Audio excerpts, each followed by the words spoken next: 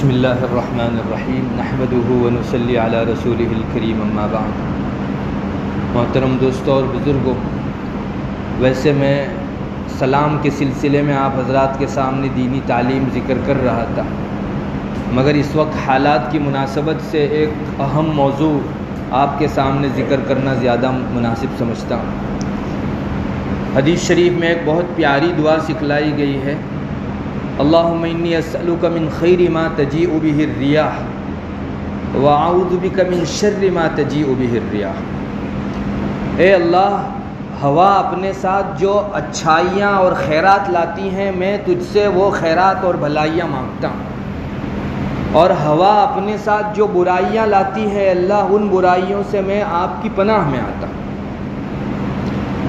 اب مسلمان کے ذہن میں سوال کھڑا ہو سکتا ہے کہ ہوا اپنے ساتھ کون سی بھلائیاں لاتی ہے اور کون سی برائیاں لاتی ہے؟ اس کا ایک مطلب تو یہ ذکر کیا گیا ہے کہ ہوا کے ساتھ ساتھ بیماریوں کے وائرس اور جرمز آتے ہیں۔ آپ نے نہیں دیکھا موسمی بخار ہوتا ہے، خاص موقعوں کے اوپر وبائیں پھیلتی ہیں، یہ سب اللہ کے حکم سے ہے، ہوا کی ذاتی کوئی تاثیر نہیں، مگر اللہ دنیا میں اسباب کے ساتھ کام کرتا ہے تو ہواؤں کو سبب بناتا ہے لوگوں کے بیمار کرنے کا۔ تو بندہ اللہ تعالیٰ سے یہ چاہے کہ اللہ اس کے ساتھ جو خرابیاں بیماریاں آتی ہیں میں آپ کی پناہ میں آتا ہوں، اور اسی ہوا کے ساتھ تندرستی بھی آتی ہے۔ چنانچہ ہوا خوری کے لیے لوگ الگ الگ جگہوں کے اوپر جو جاتے ہیں وہ تندرستی حاصل کرنے کے لیے، اللہ نے اس کو تندرستی اور صحت کا سبب بھی بنایا۔ تو بندہ مانگے کہ اللہ ان ہواؤں کے ساتھ جو اچھائیاں، تندرستی، صحت مندی آتی ہے اس کا میں تجھ سے سوال کرتا ہوں۔ اس سے زیادہ ایک لطیف مطلب یہ بھی ذکر کیا گیا ہے کہ ہوا کے ساتھ جو خیرات آتی ہیں اس سے مراد ایمان کی ہواؤں کا چلنا ہے، اور ہوا کے ساتھ جو برائیاں اور شرور آتے ہیں اس سے مراد کفر کا، شرک کا، فسق و فجور کا، منافقت کا پھیلنا۔ تو بندہ گویا اپنے رب سے یہ کہے کہ اللہ، ہواؤں کے ساتھ جو کفر و شرک کے جرمز آتے ہیں اور آدمی کو مشرک و کافر بنا جاتے ہیں، میں آپ کی پناہ میں آتا ہوں، اور ہواؤں کے ساتھ جو اچھے پیغامات آتے ہیں جو انسان کے درون کو اور روح کو ٹھنڈک بخشتے ہیں، اس طرح کے ایمان افروز احوال سے اور حالات کا میں تجھ سے سوال کرتا ہوں۔ ہمارے ہندوستان میں اس وقت سچ کہو تو یہی بری ہوائیاں چل رہی ہیں۔ مومنوں کو بہت ضرورت ہے کہ اللہ تعالیٰ سے اس سلسلے میں پناہ مانگے کہ ہوا اپنے کندھوں کے اوپر جو کفر و شرک لے کر آ رہی ہے، اللہ ہم خود کو اور اپنی اولاد اور نسل کو اور تمام مسلمانوں کو آپ کی پناہ میں دیتے ہیں۔ ابھی ہم دیکھ رہے ہیں پچھلے چند سالوں سے یا چند مہینوں سے بالخصوص، کوئی بھی غیروں کا تہوار آتا ہے ہنود کا، اور اپنے ساتھ چند آدمیوں کا، مومنوں کا ایمان لٹ کے چلا جاتا ہے۔ اس تہوار کے آنے سے پہلے بہت سے مومن تھے، لیکن تہوار آیا کیا، بہت سارے مومنوں کا ایمان لٹ گیا۔ ابھی جو رکشا بندھن گیا دیکھ لیجئے، اس میں کتنی مسلمان لڑکیوں نے غیروں کے ہاتھوں میں جو ہے راکھڑیاں باندھی، کتنے مسلمان لڑکوں نے لڑکیوں کو باندھا۔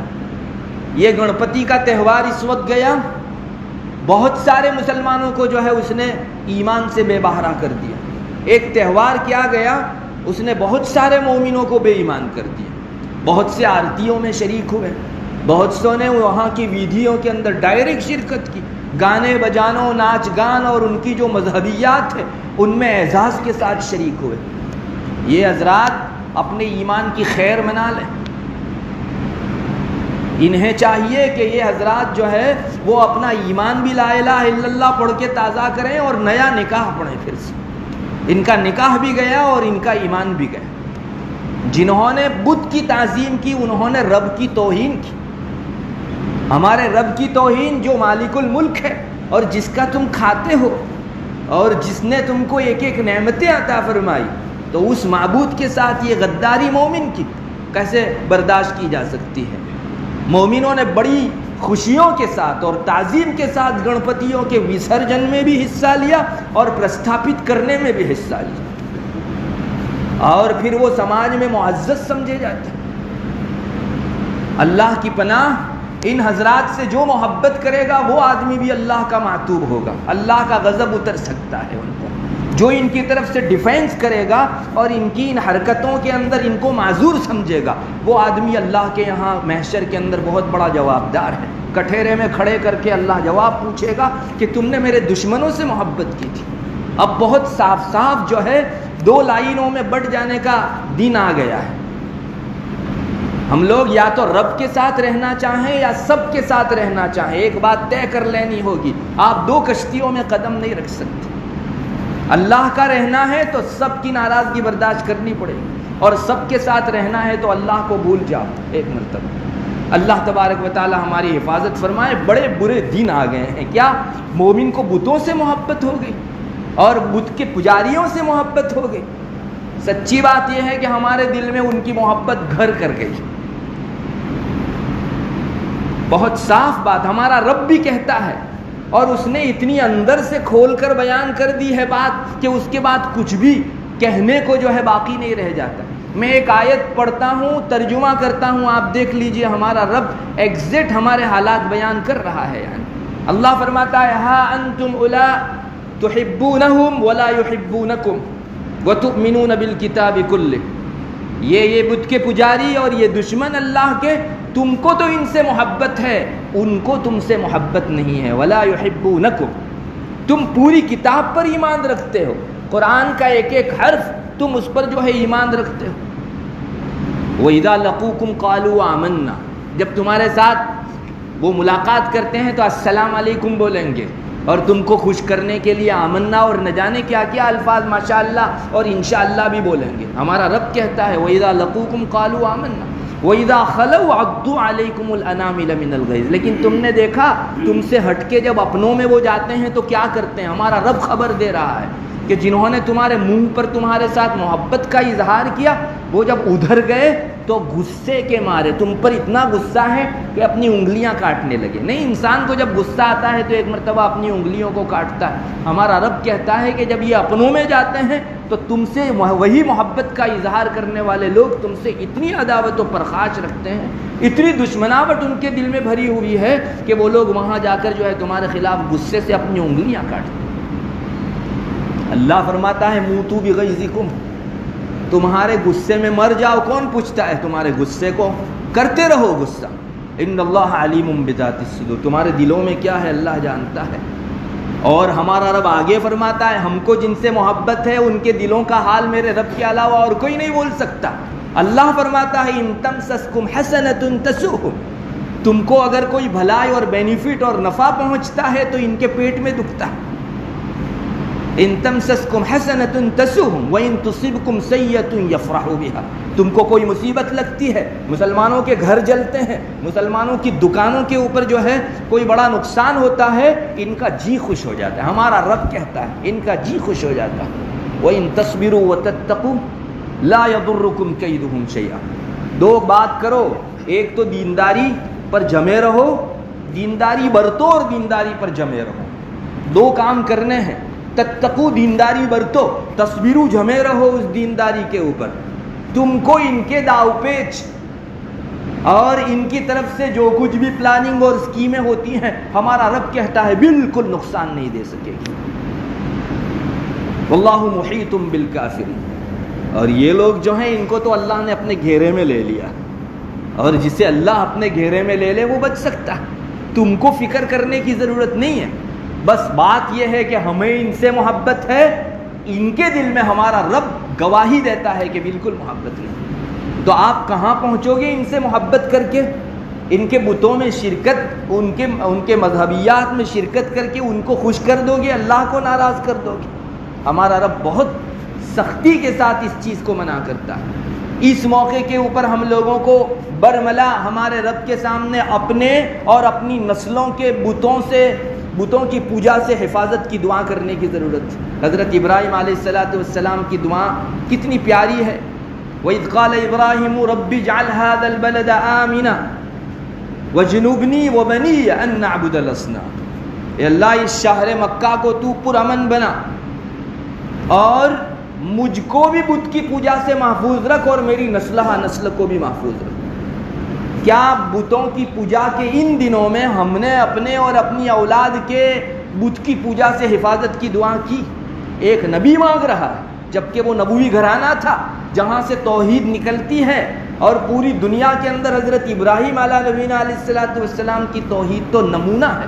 اللہ تعالیٰ نے قرآن میں جا بجا توحید ابراہیمی کو نمونہ بنا کر بھیجا۔ وہ حضرت ابراہیم فرماتے ہیں کہ اے اللہ، میں خود کو اور اپنی اولاد کو بتوں کی پوجا سے تیری حفاظت میں دیتا ہوں، تو اپنی حفاظت کے اندر ہم سب کو رکھ۔ جن بتوں کی آپ تعظیم کرنے جا رہے ہیں، حضرت ابراہیم نے فرمایا ربی انہن اضللن کثیرا من الناس، اے اللہ ان بتوں نے تو مومنوں کے درمیان میں اور پوری دنیا میں گمراہی کا کام کیا ہے، نہ جانے کتنے لوگوں کو گمراہی کے سر پر ڈال دیا۔ اس لیے ان کے حوالے سے، ان بتوں کے حوالے سے ہمارے دلوں میں یہ جذبہ ہونا چاہیے کہ اللہ تیری توحید کے خلاف یہ دلالت پھیلانے والے، گمراہی پھیلانے والے ہیں، ہمارے دل میں ایک ذرہ برابر ان سے محبت اور تعظیم کا جذبہ نہ آنے پائے، ورنہ جھانک کے اپنے گریبان میں ہم کو اپنا ایمان ٹٹول لینا پڑے گا، کہیں ایمان کا پنچھی اڑ تو نہیں گیا۔ بہت ضرورت ہے اس وقت کہ ہم لوگ جو ہے ان حضرات سے ایک مرتبہ دستبرداری کا اظہار کریں۔ ہمارا رب کہتا ہے لقد کان لکم فی ابراہیم والذین معہ، یہ ہندوستان کے اس وقت کے حالات کے مطابق مومنوں کو کیا کرنا ہے، اس آیت کریمہ میں اللہ تعالیٰ نے بہت صاف فرما دیا ہے۔ اللہ تعالیٰ فرماتا ہے لقد کان لکم فی ابراہیم والذین آمنوا معہ لقد کان لکم اسوۃ حسنۃ فی ابراہیم والذین معہ، تمہارے لیے بہت بہترین نمونہ ہے حضرت ابراہیم علیہ السلام میں بھی اور ان کے جو پیروکار تھے، ان کے ساتھ جو لوگ تھے ان کے اندر بھی۔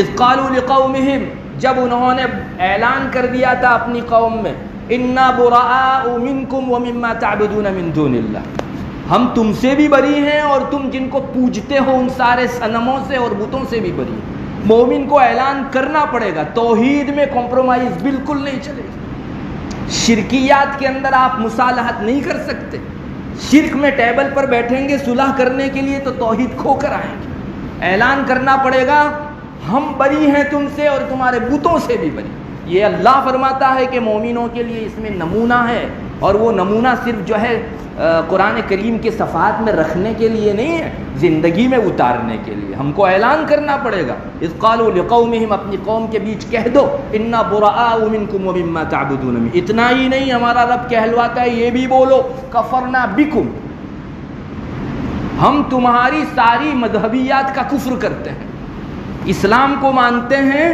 اور تمہارے جتنے بھی مذہب ہیں ان سب کا کفر کرتے ہیں، اور تم سارے لوگوں سے بھی اپنی برات کا اظہار کرتے ہیں۔ وَبَدَا بَيْنَنَا وَبَيْنَكُمُ الْعَدَاوَةُ وَالْبَغْضَاءُ أَبَدًا حَتَّى تُؤْمِنُوا بِاللَّهِ وَحْدَهُ، ہم سے اگر کمپرومائز کرنا ہے تو ایک بات کے اوپر بیٹھ سکتے ہو، صرف اللہ کی عبادت کرو، باقی اس کے علاوہ ہمارے درمیان میں کمپرومائز کی کوئی شکل نہیں، تم جدا پلیٹ فارم پر، ہم الگ پلیٹ فارم کے اوپر، ہم کبھی ایک پلیٹ فارم پر توحید اور شرک میں جمع نہیں ہو سکتے۔ یہ اعلان کرنا پڑے گا۔ کون بولے گا یہ؟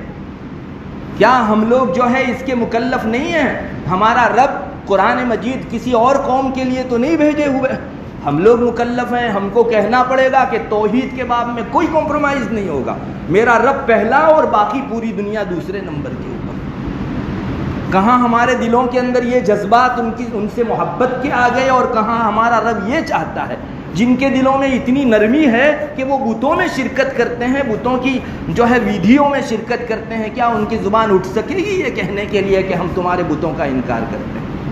سچی بات یہ ہے جو بت کی تعظیم کرتا ہے، ان کی آرتیاں اتارتا ہے، ان کی ویڈیو میں شریک ہوتا ہے، یہ آدمی اللہ تعالیٰ کے یہاں ضالون میں داخل ہو جاتا ہے، جن سے ہر مومن کو کہا گیا کہ اپنی نماز میں ان لوگوں سے پناہ مانگو۔ یہ ضالون لوگ ہیں، گمراہ لوگ ہیں، ہم نہیں پڑھتے نماز کے اندر اے اللہ تو ہم کو سیدھا راستہ دکھلا، ان لوگوں کا راستہ جن لوگوں کو تو نے انعام سے نوازا، ان لوگوں کا راستہ نہیں جن پر تیرا غصہ اترا، اور نہ ان لوگوں کا راستہ جو گمراہ ہوئے۔ مجھے بتائیے بت کی پوجا گمراہی ہے کہ نہیں؟ اور ہر مومن سے رب کہلواتا ہے کہ نہیں کہ ان سے ایسے گمراہ لوگوں سے جو ہے ان کے راستے سے تم اللہ کی پناہ میں آؤ۔ اس لیے آدمی بلیک لسٹ میں آ جاتا ہے اللہ تعالیٰ کے یہاں بت کی تعظیم کرنے کی وجہ سے۔ ہمارے لیے بہت ضروری ہے کہ ہم لوگ اس موقع کے اوپر مجھے کہاں کھڑا رہنا ہے اور کن لوگوں کا ساتھ دینا ہے، اس سلسلے میں دو ٹوک فیصلہ کر لینا پڑے گا، ورنہ یہ ریلا کوئی بعید نہیں کہ ہمارے پاؤں تلے بھی کل کو آ جائے اور پھر ہم فیصلہ نہ کر سکیں۔ اللہ تبارک و تعالی ہم سب کو اس سلسلے میں ہوش کے ناخون لینے کی توفیق عطا فرماوے، اور نہایت سنجیدگی کے ساتھ اللہ تبارک و تعالیٰ نے آج تک ہمیں مومن رکھا ہے، ہمیں اس فیصلے کی توفیق دے کہ مرتے دم تک ہر چیز سے ہم کمپرومائز کر سکتے ہیں، ایمان کے ساتھ ہم کبھی کمپرومائز نہیں کر سکتے۔